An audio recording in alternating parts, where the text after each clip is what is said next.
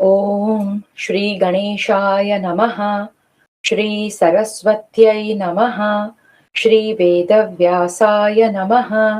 नारायणं नमस्कृत्य नरं चैव नरोत्तमं देवीं सरस्वतीं व्यासं ततो जयमुदीरयेत्।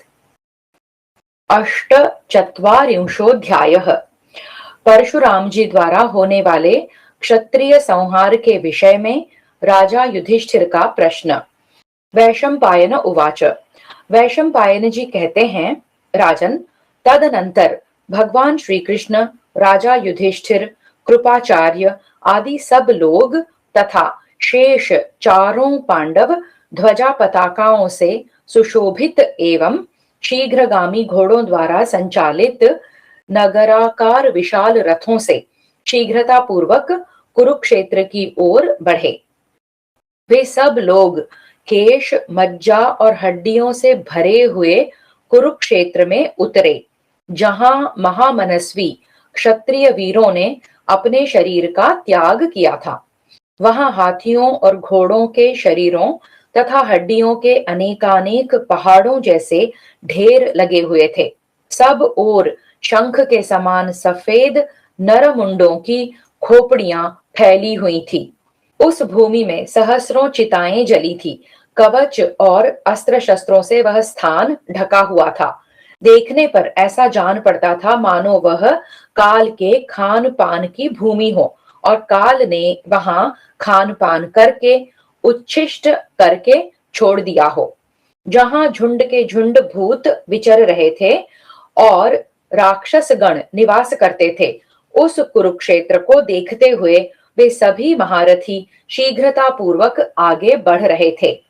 रास्ते में चलते चलते ही महाबाहु भगवान यादव नंदन श्री कृष्ण युधिष्ठिर को जमदग्नि कुमार परशुराम जी का पराक्रम सुनाने लगे।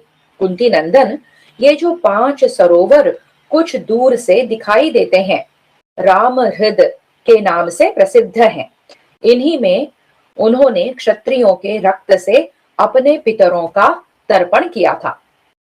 शक्तिशाली परशुराम जी 21 बार इस पृथ्वी को क्षत्रियों से शून्य करके यहीं आने के पश्चात अब उस कर्म से विरत हो गए हैं।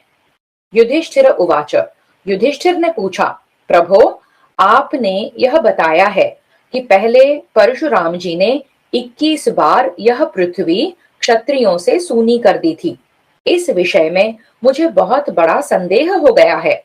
अमित पराक्रमी यदुनाथ, जब परशुराम जी ने क्षत्रियों का बीज तक दग्ध कर दिया, तब फिर क्षत्रिय जाति की उत्पत्ति कैसे हुई? यदुपुंगव, महात्मा भगवान परशुराम ने क्षत्रियों का संहार किस लिए किया और उसके बाद इस जाति की वृद्धि कैसे हुई? वक्ताओं में श्रेष्ठ श्री कृष्ण महारथ युद्ध के द्वारा जब करोड़ों क्षत्रिय मारे गए होंगे, उस समय उनकी लाशों से यह सारी पृथ्वी ढक गई होगी। यदुसिंह, भृगुवंशी महात्मा परशुराम ने पूर्व काल के कुरुक्षेत्र में यह क्षत्रियों का संहार किस लिए किया? गरुड़ ध्वज श्री कृष्ण, इंद्र के छोटे भाई उपेंद्र, आप मेरे संदेह का निवारण कीजिए, क्योंकि कोई भी शास्त्र आपसे बढ़कर नहीं है। वैशंपायन उवाच। वैशंपायन जी कहते हैं, जन्मेजय, राजा युधिष्ठिर के इस प्रकार पूछने पर गदाग्रज भगवान श्री कृष्ण ने अप्रतिम तेजस्वी युधिष्ठिर से वह सारा वृत्तांत यथार्थ रूप से कह सुनाया कि किस प्रकार यह सारी पृथ्वी क्षत्रियों की लाशों से ढक गई थी। इस प्रकार श्री महाभारत शांति पर्व के अंतर्गत राजधर्मानुशासन पर्व में परशुराम के उपाख्यान का आरंभ विषयक 48वां अध्याय पूरा हुआ। 49तमोऽध्यायः। परशुराम जी के उपाख्यान में क्षत्रियों के विनाश और पुनः उत्पन्न होने की कथा। वासुदेव उवाच। भगवान श्री कृष्ण बोले, कुंती नंदन, मैंने महर्षियों के मुख से परशुराम जी के प्रभाव, पराक्रम तथा जन्म की कथा जिस प्रकार सुनी है वह सब आपको बताता हूं, सुनिए। जिस प्रकार जमदग्नि नंदन परशुराम ने करोड़ों क्षत्रियों का संहार किया था, पुनः जो क्षत्रिय राजवंशों में उत्पन्न हुए वे अब फिर भारत युद्ध में मारे गए। प्राचीन काल में जहनु नामक एक राजा हो गए हैं। उनके पुत्र का नाम था अज। पृथ्वीनाथ अज से बलाकाश्व नामक पुत्र का जन्म हुआ। बलाकाश्व के कुशिक नामक पुत्र हुआ। कुशिक बड़े धर्मज्ञ थे। वे इस भूतल पर सहस्र नेत्रधारी इंद्र के समान पराक्रमी थे।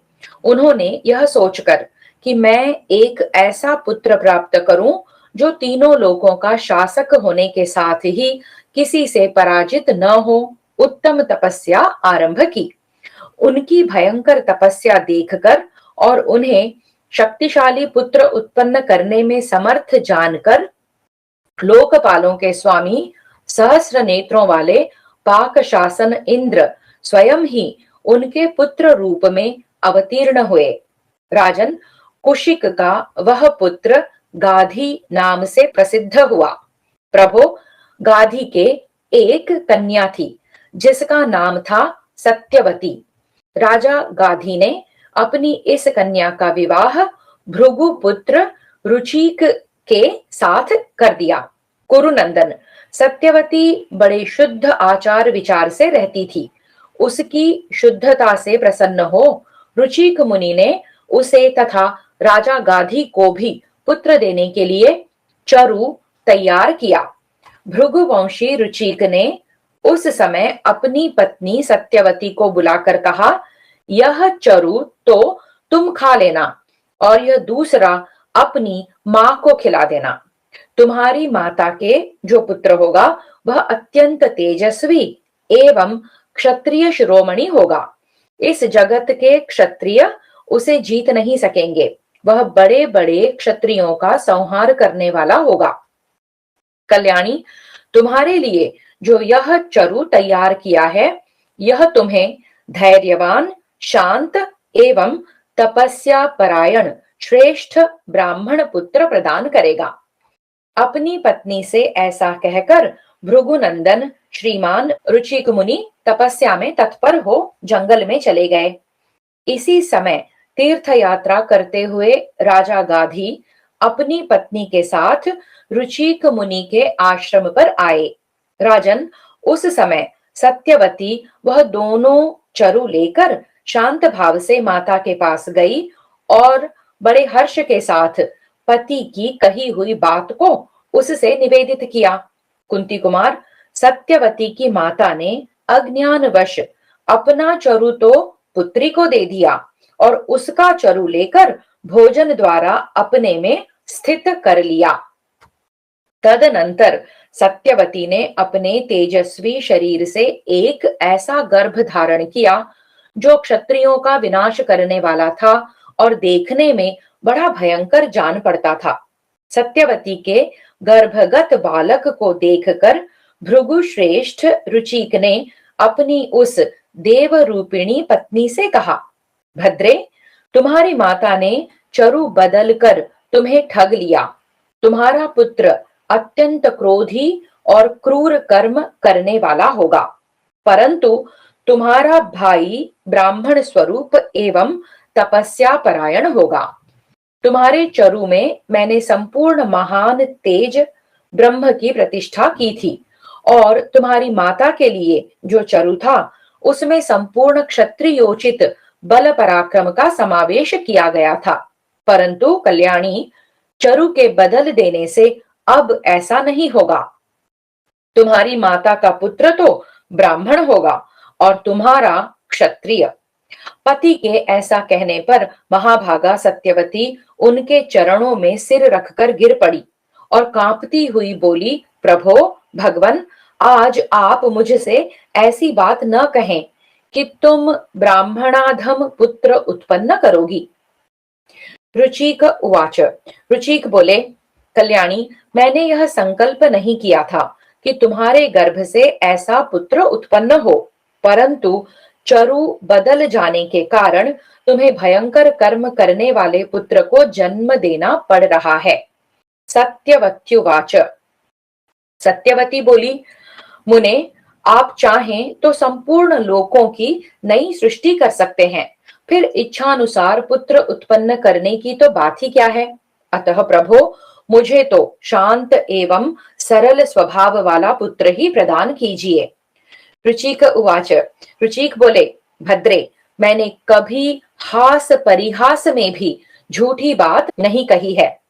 फिर अग्नि की स्थापना करके मंत्र युक्त चरु तैयार करते समय मैंने जो संकल्प किया है वह मिथ्या कैसे हो सकता है। कल्याणी, मैंने तपस्या द्वारा पहले ही यह बात देख और जान ली है कि तुम्हारे पिता का समस्त कुल ब्राह्मण होगा। सत्यवत्युवाच।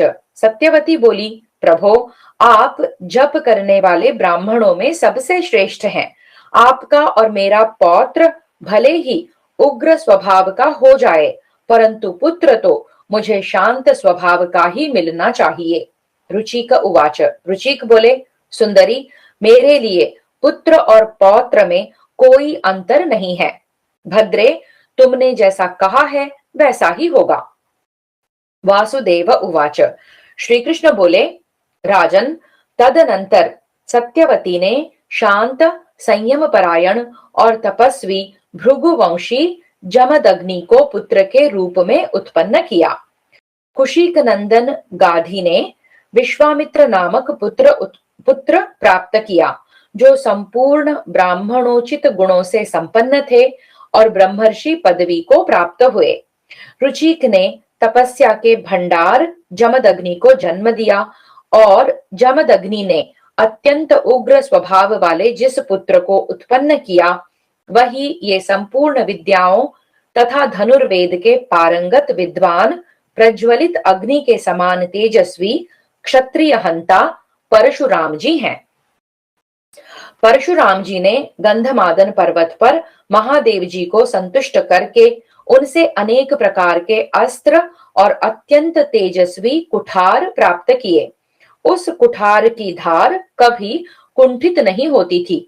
वह जलती हुई आग के समान उदीप्त दिखाई देता था। उस अप्रमेय शक्तिशाली कुठार के कारण परशुराम जी संपूर्ण लोकों में अप्रतिम वीर हो गए। इसी समय राजा कृतवीर्य का बलवान पुत्र अर्जुन है वंश का राजा हुआ, जो एक तेजस्वी क्षत्रिय था। दत्तात्रेय जी की कृपा से राजा अर्जुन ने 1000 भुजाएं प्राप्त की थीं। वह महातेजस्वी चक्रवर्ती नरेश था। उस परम धर्मज्ञ नरेश ने अपने बाहुबल से पर्वतों और द्वीपों सहित इस संपूर्ण पृथ्वी को युद्ध में जीतकर अश्वमेध यज्ञ में ब्राह्मणों को दान कर दिया था। कुंती नंदन, एक समय भूखे प्यासे हुए अग्निदेव ने पराक्रमी सहस्रबाहु अर्जुन से भिक्षा मांगी और अर्जुन ने अग्नि को वह भिक्षा दे दी। तत्पश्चात बलशाली अग्निदेव कार्तवीर्य अर्जुन के बाणों के अग्रभाग से गांवों, गोष्ठों, नगरों और राष्ट्रों को भस्म कर डालने की इच्छा से प्रज्वलित हो उठे। उन्होंने उस महापराक्रमी नरेश कार्तवीर्य के प्रभाव से पर्वतों और वनस्पतियों को जलाना आरंभ किया। हवा का सहारा पाकर उत्तरोत्तर प्रज्वलित होते हुए अग्निदेव ने है राज को साथ लेकर महात्मा आपव के सूने एवं सुरम्य आश्रम को जलाकर भस्म कर दिया। महाबाहु अच्युत, कार्तवीर्य के द्वारा अपने आश्रम के जला दिए जाने पर शक्तिशाली आपव मुनि को बड़ा रोष हुआ। उन्होंने कार्तवीर्य पुत्र अर्जुन को शाप देते हुए कहा, अर्जुन, तुमने मेरे इस विशाल वन को भी जलाए बिना नहीं छोड़ा, इसलिए संग्राम में तुम्हारी इन भुजाओं को परशुराम जी काट डालेंगे। भारत, अर्जुन महातेजस्वी, बलवान, नित्य शांति परायण, ब्राह्मण भक्त, शरणागतों को शरण देने वाला, दानी और शूरवीर था। अतः उसने उस समय उन महात्मा के दिए हुए शाप पर कोई ध्यान नहीं दिया। शापवश उसके बलवान पुत्र ही पिता के वध में कारण बन गए। भरत श्रेष्ठ, उस शाप के ही कारण सदा क्रूर कर्म करने वाले वे घमंडी राजकुमार एक दिन जमदग्नि मुनि के होमधेनु के बछड़े को चुरा ले आए। उस बछड़े के लाए जाने की बात बुद्धिमान है राज कार्तवीर्य को मालूम नहीं थी। तथापि उसी के लिए महात्मा परशुराम का उसके साथ घोर युद्ध छिड़ गया। राजेंद्र, तब रोष में भरे हुए प्रभावशाली जमदग्नि नंदन परशुराम ने अर्जुन की उन भुजाओं को काट डाला और इधर उधर घूमते हुए उस बछड़े को वे हैहयों के अंतःपुर से निकालकर अपने आश्रम में ले आए। नरेश्वर, अर्जुन के पुत्र बुद्धिहीन और मूर्ख थे। उन्होंने संगठित हो महात्मा जमदग्नि के आश्रम पर जाकर भल्लों के अग्रभाग से उनके मस्तक को धड़ से काट गिराया। उस समय यशस्वी परशुराम जी समिधा और कुशा लाने के लिए आश्रम से दूर चले गए थे। पिता के इस प्रकार मारे जाने से परशुराम के क्रोध की सीमा न रही। उन्होंने इस पृथ्वी को क्षत्रियों से सूनी कर देने की भीषण प्रतिज्ञा करके हथियार उठाया। भृगुकुल के सिंह पराक्रमी परशुराम ने पराक्रम प्रकट करके कार्तवीर्य के सभी पुत्रों तथा पौत्रों का शीघ्र ही संहार कर डाला। राजन, परम क्रोधी परशुराम ने सहस्रों हैहयों का वध करके इस पृथ्वी पर रक्त की कीच मचा दी। इस प्रकार शीघ्र ही पृथ्वी को क्षत्रियों से हीन करके महातेजस्वी परशुराम अत्यंत दया से द्रवित हो वन में ही चले गए। तदनंतर कई हजार वर्ष बीत जाने पर एक दिन वहां स्वभावतः क्रोधी परशुराम पर आक्षेप किया गया। महाराज, विश्वामित्र के पौत्र तथा रैभ्य के पुत्र महातेजस्वी परावसु ने भरी सभा में आक्षेप करते हुए कहा, राम, राजा ययाति के स्वर्ग से गिरने के समय जो प्रतर्दन आदि सज्जन पुरुष यज्ञ में एकत्र हुए थे, क्या वे क्षत्रिय नहीं थे? तुम्हारी प्रतिज्ञा झूठी है। तुम व्यर्थ ही जनता की सभा में डींग हाका करते हो कि मैंने क्षत्रियों का अंत कर दिया। मैं तो समझता हूं कि तुमने क्षत्रिय वीरों के भय से ही पर्वत की शरण ली है। इस समय पृथ्वी पर सब ओर पुनः सैकड़ों क्षत्रिय भर गए हैं। राजन, परावसु की यह बात सुनकर भृगुवंशी परशुराम ने पुनः शस्त्र उठा लिया। पहले उन्होंने जिन सैकड़ों क्षत्रियों को छोड़ दिया था, वे ही बढ़कर महापराक्रमी भूपाल बन बैठे थे। नरेश्वर, उन्होंने पुनः उन सब के छोटे छोटे बच्चों तक को शीघ्र ही मार डाला। जो बच्चे गर्भ में रह गए थे, उन्हीं से पुनः यह सारी पृथ्वी व्याप्त हो गई। परशुराम जी एक एक गर्भ के उत्पन्न होने पर पुनः उसका वध कर डालते थे। उस समय क्षत्राणियां कुछ ही पुत्रों को बचा सकी थीं।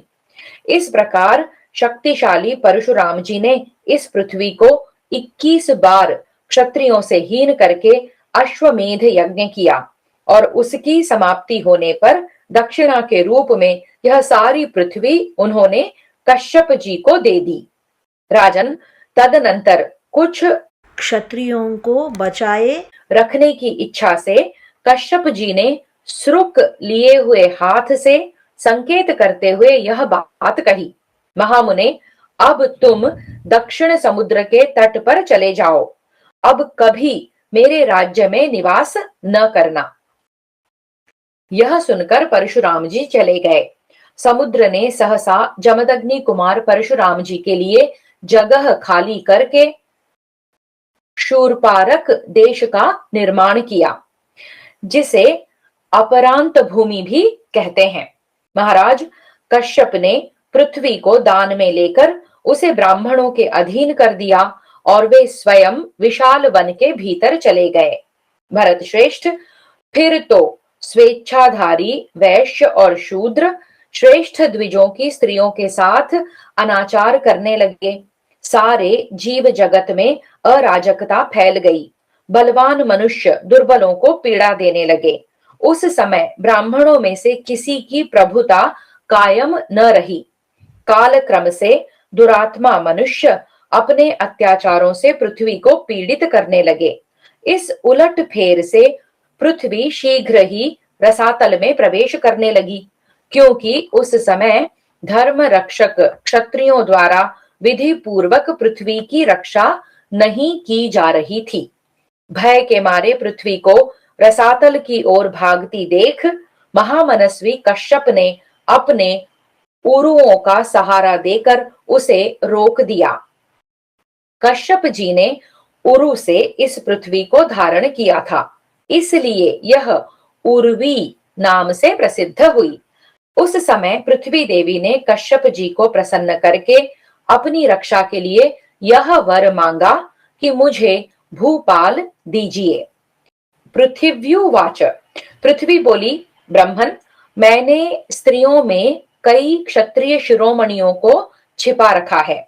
मुने, वे सब है कुल में उत्पन्न हुए हैं जो मेरी रक्षा कर सकते हैं।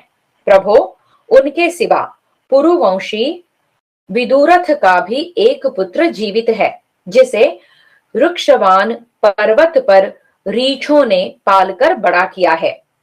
इसी प्रकार अमित शक्तिशाली यज्ञपरायण महर्षि पराशर ने दयावश सौदास के पुत्र की जान बचाई है। वह राजकुमार द्विज होकर भी शूद्रों के समान सब कर्म करता है, इसलिए सर्वकर्मा नाम से विख्यात है। वह राजा होकर मेरी रक्षा करे। राजा शिबी का एक महातेजस्वी पुत्र बचा हुआ है, जिसका नाम है गोपति। उसे वन में गौओं ने पाल पोस कर बड़ा किया है। मुने, आपकी आज्ञा हो तो वही मेरी रक्षा करे। प्रतर्दन का महाबली पुत्र वत्स भी राजा होकर मेरी रक्षा कर सकता है। उसे गौशाला में बछड़ों ने पाला था, इसलिए उसका नाम वत्स हुआ है।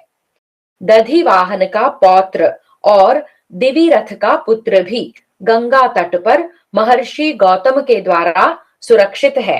महातेजस्वी, महाभाग, बृहद्रथ महान ऐश्वर्य से संपन्न है। उसे घृद्रकूट पर्वत पर लंगूरों ने बचाया था।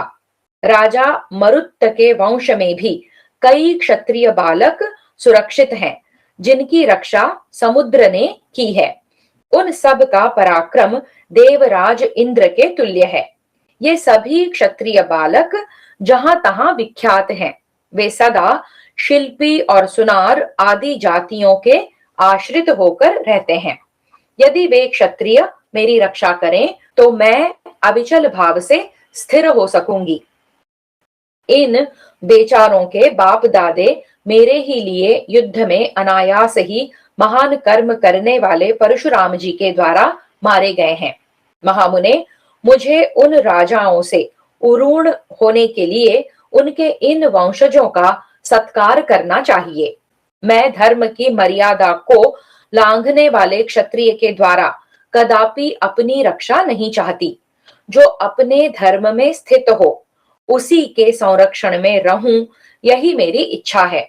अतः आप इसकी शीघ्र व्यवस्था करें।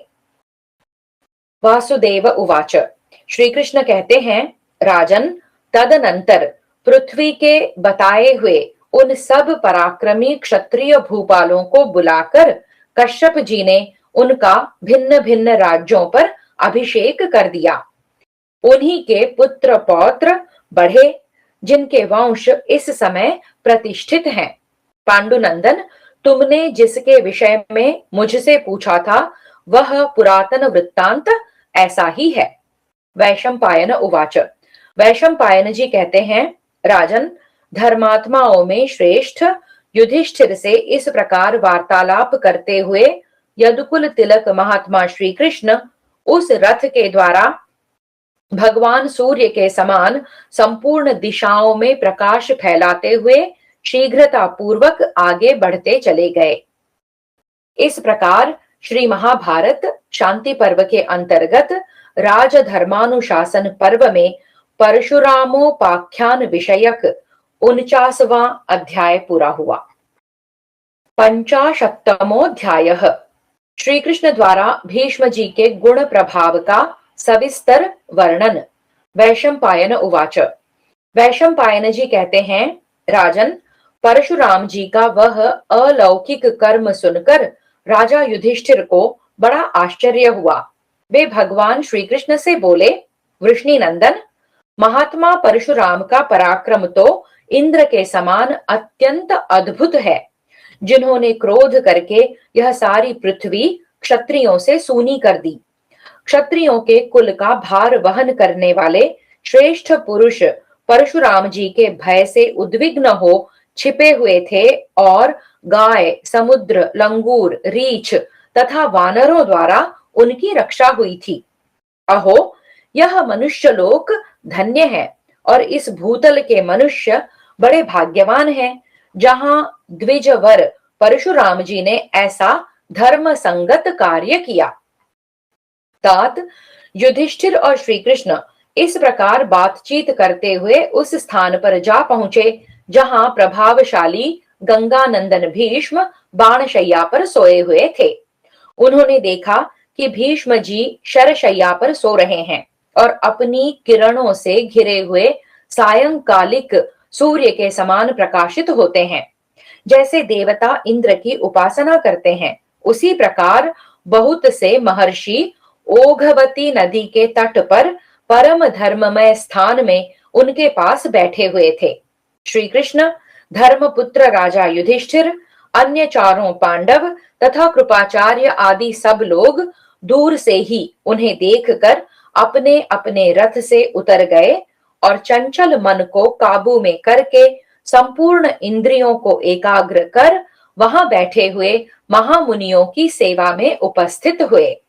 श्री कृष्ण, सात्यकी तथा अन्य राजाओं ने व्यास आदि महर्षियों को प्रणाम करके गंगानंदन भीष्म को मस्तक झुकाया। तदनंतर वे सभी यदुवंशी और कौरव नरश्रेष्ठ बूढ़े गंगानंदन भीष्म जी का दर्शन करके उन्हें चारों ओर से घेर कर बैठ गए। इसके बाद भगवान श्री कृष्ण ने मन ही मन कुछ दुखी हो बुझती हुई आग के समान दिखाई देने वाले गंगानंदन भीष्म को सुनाकर इस प्रकार कहा। वक्ताओं में श्रेष्ठ भीष्म जी, क्या आपकी सारी ज्ञानेंद्रियां पहले की ही भांति प्रसन्न हैं? आपकी बुद्धि व्याकुल तो नहीं हुई है? आपको बाणों की चोट सहने का जो कष्ट उठाना पड़ा है, उससे आपके शरीर में विशेष पीड़ा तो नहीं हो रही है? क्योंकि मानसिक दुख से शारीरिक दुख अधिक प्रबल होता है, उसे सहना कठिन हो जाता है। प्रभो, आपने निरंतर धर्म में तत्पर रहने वाले पिता शांतनु के वरदान से मृत्यु को अपने अधीन कर लिया है। जब आपकी इच्छा हो तभी मृत्यु हो सकती है, अन्यथा नहीं। यह आपके पिता के वरदान का ही प्रभाव है, मेरा नहीं। राजन, यदि शरीर में कोई महीन से महीन भी कांटा गड़ जाए तो वह भारी वेदना पैदा करता है। फिर जो बाणों के समूह से चुन दिया गया है, उस आपके शरीर की पीड़ा के विषय में तो कहना ही क्या है। भरत नंदन, अवश्य ही आपके सामने यह कहना उचित न होगा कि सभी प्राणियों के जन्म और मरण प्रारब्ध के अनुसार नियत हैं। अतः आपको दैव का विधान समझकर अपने मन में कोई दुख नहीं मानना चाहिए। आपको कोई क्या उपदेश देगा? आप तो देवताओं को भी उपदेश देने में समर्थ हैं। पुरुष प्रवर भीष्म, आप ज्ञान में सबसे बढ़े चढ़े हैं।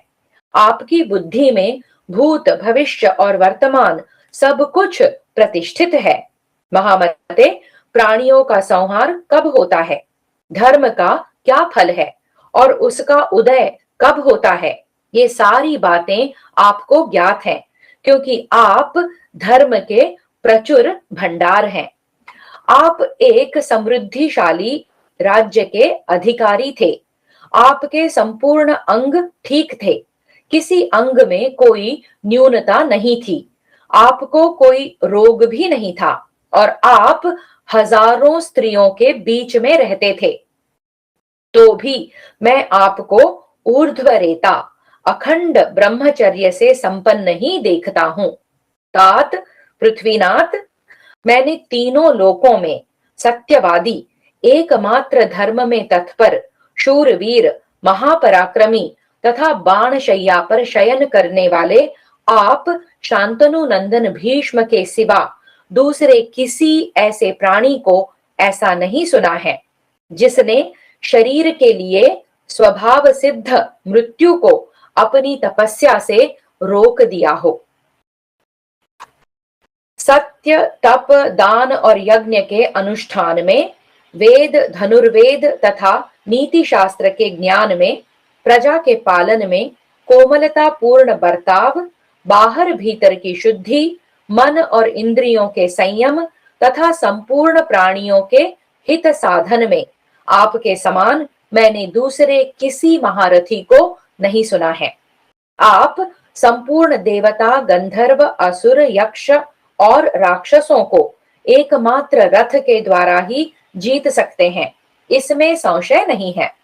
महाबाहो भीष्म, आप वसुओं में वासव यानी इंद्र के समान हैं। ब्राह्मणों ने सदा आपको 8 वसुओं के अंश से उत्पन्न नवा वसु बताया है। आपके समान गुणों में कोई नहीं है। पुरुष प्रवर, आप कैसे हैं और क्या हैं यह मैं जानता हूं। आप पुरुषों में उत्तम और अपनी शक्ति के लिए देवताओं में भी विख्यात हैं। नरेंद्र, मनुष्यों में आपके समान गुणों से युक्त पुरुष इस पृथ्वी पर न तो मैंने कहीं देखा है और न सुना ही है।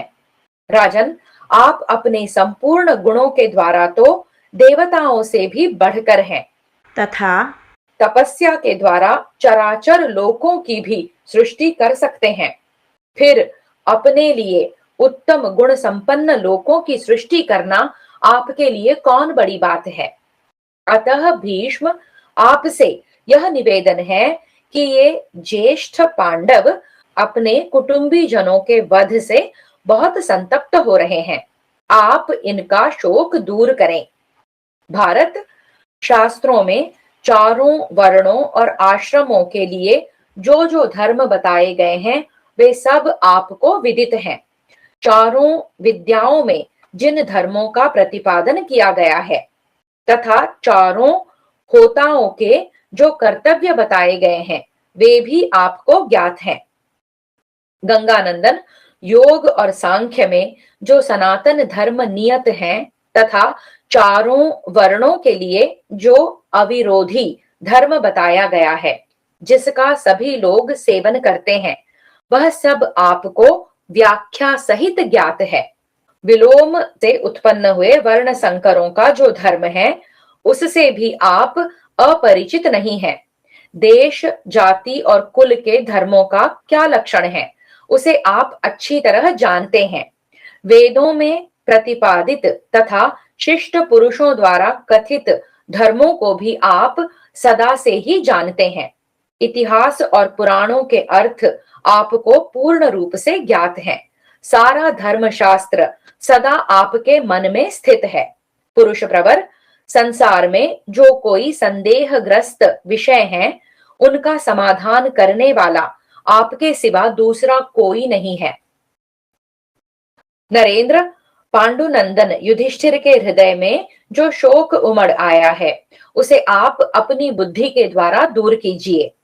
आप जैसे उत्तम बुद्धि के विस्तार वाले पुरुष ही मोहग्रस्त मनुष्य के शोक संताप को दूर करके उसे शांति दे सकते हैं। इस प्रकार श्री महाभारत शांति पर्व के अंतर्गत राजधर्मानुशासन पर्व में श्री कृष्ण वाक्य विषयक 50वां अध्याय पूरा हुआ। एक पंचाशत्तमोऽध्यायः। भीष्म के द्वारा श्री कृष्ण की स्तुति तथा श्री कृष्ण का भीष्म की प्रशंसा करते हुए उन्हें युधिष्ठिर के लिए धर्मोपदेश करने का आदेश। वैशंपायन उवाच। वैशंपायन जी कहते हैं, राजन, परम बुद्धिमान वसुदेव नंदन भगवान श्री कृष्ण का वचन सुनकर भीष्म जी ने अपना मुंह कुछ ऊपर उठाया और हाथ जोड़कर कहा। भीष्म उवाच।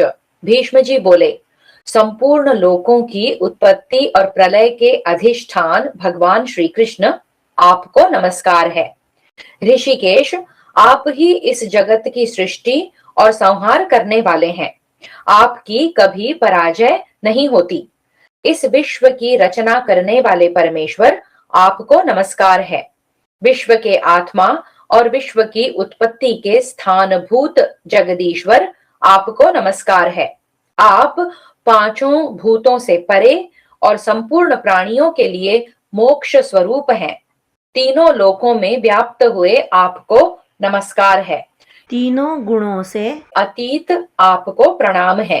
योगेश्वर, आपको नमस्कार है। आप ही सबके परम आधार हैं। पुरुष प्रवर, आपने मेरे संबंध में जो बात कही है उससे मैं तीनों लोकों में व्याप्त हुए आपके दिव्य भावों का साक्षात्कार कर रहा हूं। गोविंद, आपका जो सनातन रूप है उसे भी मैं देख रहा हूं। आपने ही अत्यंत तेजस्वी वायु का रूप धारण करके ऊपर के सातों लोकों को व्याप्त कर रखा है। स्वर्गलोक आपके मस्तक से और वसुंधरा देवी आपके पैरों से व्याप्त हैं। दिशाएं आपकी भुजाएं हैं। सूर्य नेत्र हैं और शुक्राचार्य आपके वीर्य में प्रतिष्ठित हैं। आपका श्री विग्रह तीसी के फूल की भांति श्याम है। उस पर पीतांबर शोभा दे रहा है। वह कभी आपकी महिमा से च्युत नहीं होता। उसे देखकर हम अनुमान करते हैं कि बिजली सहित मेघ शोभा पा रहा है। मैं आपकी शरण में आया हुआ आपका भक्त हूँ और अभीष्ट गति को प्राप्त करना चाहता हूँ। कमल नयन, सुरश्रेष्ठ, मेरे लिए जो कल्याणकारी उपाय हो उसी का संकल्प कीजिए। वासुदेव उवाच। श्री कृष्ण बोले, राजन, पुरुष प्रवर, मुझ में आपकी पराभक्ति है। इसीलिए मैंने आपको अपने दिव्य स्वरूप का दर्शन कराया है। भारत, राजेंद्र, जो मेरा भक्त नहीं है अथवा भक्त होने पर भी सरल स्वभाव का नहीं है, जिसके मन में शांति नहीं है, उसे मैं अपने स्वरूप का दर्शन नहीं कराता। आप मेरे भक्त तो हैं ही, आपका स्वभाव भी सरल है। आप इंद्रिय संयम, तपस्या, सत्य और दान में तत्पर रहने वाले तथा परम पवित्र हैं। भूपाल, आप अपने तपोबल से ही मेरा दर्शन करने के योग्य हैं।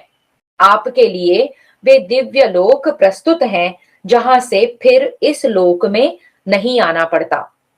कुरुवीर भीष्म, अब आपके जीवन के कुल 56 दिन शेष हैं। तदनंतर आप इस शरीर का त्याग करके अपने शुभ कर्मों के फल स्वरूप उत्तम लोकों में जाएंगे। देखिए, ये प्रज्वलित अग्नि के समान तेजस्वी देवता और वसु विमानों में बैठकर आकाश में अदृश्य रूप से रहते हुए सूर्य उत्तरायण होने और आपके आने की बाट जोहते हैं। पुरुषों में प्रमुख वीर, जब भगवान सूर्य कालवश दक्षिणायन से लौटते हुए उत्तर दिशा के मार्ग पर लौटेंगे, उस समय आप उन्हीं लोकों में जाइएगा जहां जाकर ज्ञानी पुरुष फिर इस संसार में नहीं लौटते हैं। वीर भीष्म, जब आप परलोक में चले जाइएगा, उस समय सारे ज्ञान लुप्त हो जाएंगे। अतः ये सब लोग आपके पास धर्म का विवेचन कराने के लिए आए हैं। ये सत्यपरायण युधिष्ठिर बंधुजनों के शोक से अपना सारा शास्त्र ज्ञान खो बैठे हैं। अतः आप इन्हें धर्म, अर्थ और योग से युक्त यथार्थ बातें सुनाकर शीघ्र ही इनका शोक दूर कीजिए। इस प्रकार श्री महाभारत शांति पर्व के अंतर्गत राजधर्मानुशासन पर्व में श्री कृष्ण वाक्य विषयक 51वां अध्याय पूरा हुआ। द्विपंचाशत्तमोऽध्यायः भीष्म का अपनी असमर्थता प्रकट करना, भगवान का उन्हें वर देना तथा ऋषियों एवं पांडवों का दूसरे दिन आने का संकेत करके वहां से विदा होकर अपने अपने स्थानों को जाना। वैशंपायन उवाच।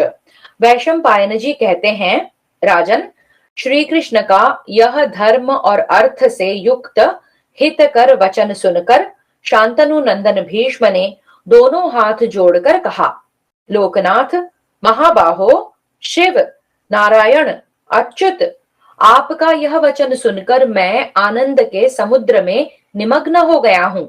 भला मैं आपके समीप क्या कह सकूंगा, जबकि वाणी का सारा विषय आपकी वेदमयी वाणी में प्रतिष्ठित है। देव, लोक में कहीं भी जो कुछ कर्तव्य किया जाता है वह सब आप बुद्धिमान परमेश्वर से ही प्रकट हुआ है। जो मनुष्य देवराज इंद्र के निकट देवलोक का वृत्तांत बताने का साहस कर सके, वही आपके सामने धर्म, अर्थ, काम और मोक्ष की बात कह सकता है। मधुसूदन, इन बाणों के गड़ने से जो जलन हो रही है उसके कारण मेरे मन में बड़ी व्यथा है। सारा शरीर पीड़ा के मारे शिथिल हो गया है और बुद्धि कुछ काम नहीं दे रही है।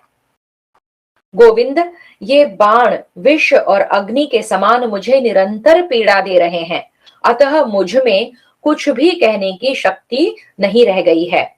मेरा बल शरीर को छोड़ता सा जान पड़ता है। ये प्राण निकलने को उतावले हो रहे हैं। मेरे मर्म स्थानों में बड़ी पीड़ा हो रही है, अतः मेरा चित्त भ्रांत हो गया है। दुर्बलता के कारण मेरी जीभ तालू से सट जाती है। ऐसी दशा में मैं कैसे बोल सकता हूँ। दशार्ह कुल की वृद्धि करने वाले प्रभो, आप मुझ पर पूर्ण रूप से प्रसन्न हो जाइए। महाबाहो, क्षमा कीजिए, मैं बोल नहीं सकता। आपके निकट प्रवचन करने में बृहस्पति जी भी शिथिल हो सकते हैं, फिर मेरी क्या बिसात है। मधुसूदन, मुझे न तो दिशाओं का ज्ञान है, न आकाश एवं पृथ्वी का भी भान हो रहा है। केवल आपके प्रभाव से ही जी रहा हूं। इसलिए आप स्वयं ही जिसमें धर्मराज का हित हो वह बात शीघ्र बताइए, क्योंकि आप शास्त्रों के भी शास्त्र हैं। श्री कृष्ण, आप जगत के कर्ता और सनातन पुरुष हैं। आपके रहते हुए मेरे जैसा कोई भी मनुष्य कैसे उपदेश कर सकता है? क्या गुरु के रहते हुए शिष्य उपदेश देने का अधिकारी है? वासुदेव उवाच। भगवान श्री कृष्ण बोले, भीष्म जी, आप कुरुकुल का भार वहन करने वाले, महापराक्रमी, परम धैर्यवान, स्थिर तथा सर्वार्थदर्शी हैं। आपका यह कथन सर्वथा युक्ति संगत है। गंगानंदन भीष्म, प्रभो, बाणों के आघात से होने वाली पीड़ा के विषय में जो आपने कहा है उसके लिए आप मेरी प्रसन्नता से दिए हुए इस वर को ग्रहण करें। गंगा कुमार, अब आपको न ग्लानि होगी, न मूर्छा, न दाह होगा, न रोग, भूख और प्यास का कष्ट भी नहीं रहेगा।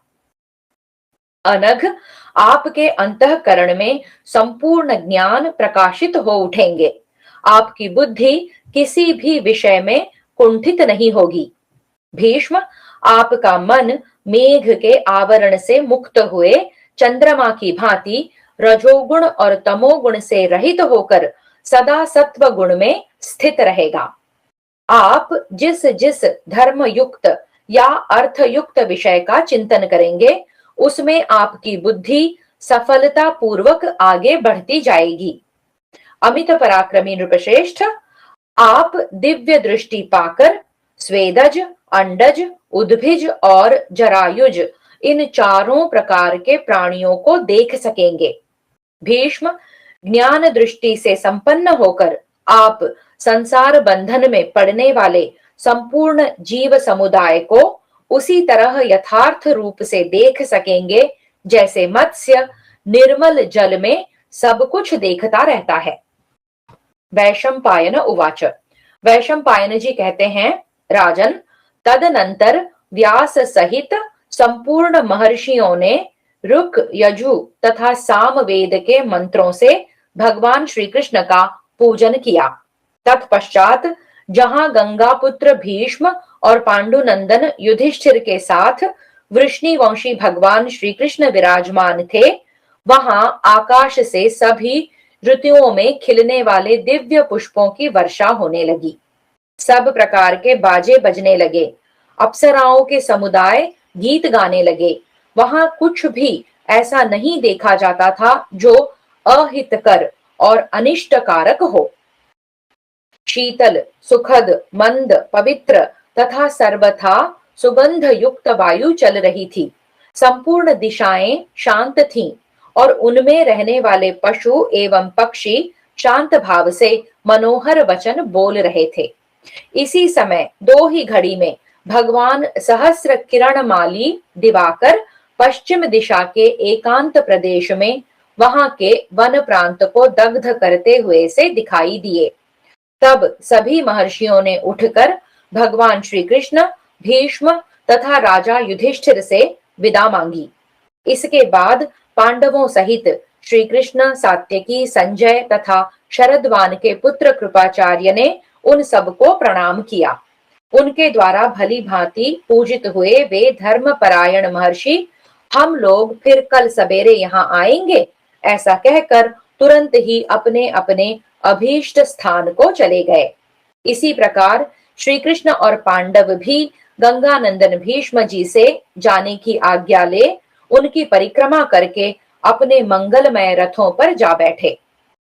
सुवर्ण निर्मित विचित्र कुबरों वाले रथों, पर्वताकार मत वाले हाथियों, गरुड़ के समान तीव्र गति से चलने वाले घोड़ों तथा हाथ में धनुष बाण आदि लिए हुए पैदल सैनिकों से युक्त वह विशाल सेना रथों के आगे और पीछे भी बहुत दूर तक फैलकर वैसी ही शोभा पाने लगी जैसे वृक्षवान पर्वत के पास पहुंचकर पूर्व और पश्चिम दिशा में भी प्रवाहित होने वाली महानदी नर्मदा सुशोभित होती है। इसके बाद पूर्व दिशा के आकाश में भगवान चंद्रदेव का उदय हुआ, जो उस सेना का हर्ष बढ़ा रहे थे। और सूर्य ने जिन बड़ी बड़ी औषधियों का रस पी लिया था, उन सब को अपनी सुधावर्षी किरणों द्वारा पुनः उनके स्वाभाविक गुणों से संपन्न कर रहे थे। तदनंतर वे यदुकुल के श्रेष्ठ वीर तथा पांडव सुरपुर के समान शोभा पाने वाले हस्तिनापुर में प्रवेश करके यथा योग्य श्रेष्ठ महलों के भीतर चले गए। ठीक उसी तरह जैसे थके मादे सिंह विश्राम के लिए पर्वत की कंदराओं में प्रवेश करते हैं। इस प्रकार श्री महाभारत शांति पर्व के अंतर्गत राजधर्मानुशासन पर्व में युधिष्ठिर आदि का आगमन विषयक 52वां अध्याय पूरा हुआ। हरि ओम। श्री कृष्णार्पणमस्तु।